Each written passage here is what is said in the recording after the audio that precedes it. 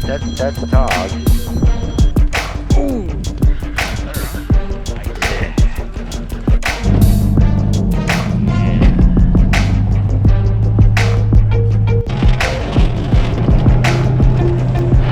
Holy cow!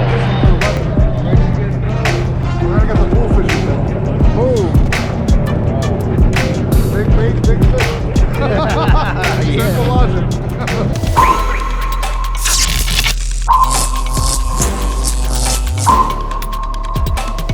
What about me? You're leaving me out here. What's this about? What's up, guys? We're out at Rhode Island on the Soundbound. I got an invite from Kevin Kim with James Milano and John Kim and a few other guys. Prior to this day, there was 3 days, I believe, of heavy blow, 25 to 30 mile an hour winds. It was very cold overnight. The water temperatures had dropped down to below 50, and for whatever reason, between the winds and that cold temperature, this day that bite was shut off. It was very hard to get fish in the boat.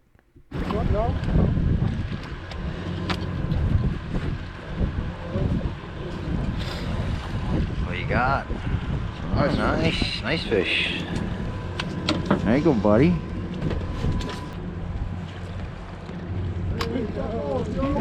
Oh, bird on. Bird on, baby. Yeah, buddy. Oh. Look at that. Look at that hook. Fly the kite. I want to pull, right? That's crazy. Oh, that's going to be fun dehooking that one. You get him the dehooker. Look at this guy. He's backing him up. What are you doing to my buddy?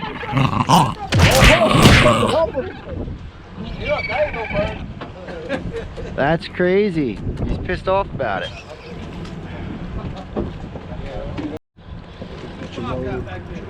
He's got something decent. Fish, Rob. Nice fish.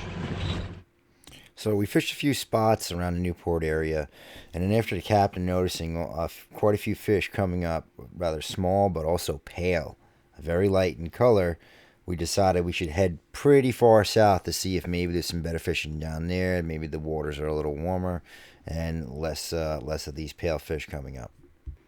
So from what I understand, once that water gets below 50 degrees and starts dropping even further, these fish start to push offshore into deeper water where it's warmer, and they go into a hibernation type state through the winter. I think you got John or Rob. I hope not. I know. I hope you got a fish. Was it fighting? No, yeah, he's got a nice. Oh, nice sea bass. Big sea bass. Holy shit. Big sea bass.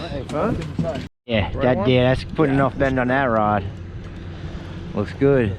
This might be a big sea bass. Big sea bass? Yeah. Oh my God, that is serious. That's Big right Daddy there. fucking to the day. Yo, somebody went to Pizza Hut. Look at the belly on that thing. Oh my God. Jesus. Give me a Joseph, dude. Benny. So once we moved south, we got on some really good sea bass, or decent sea bass anyways. Quite a few cod came over right to my left there. That's Bernie. He had a great day. And we had Rob to my right, two new guys I met, really cool people.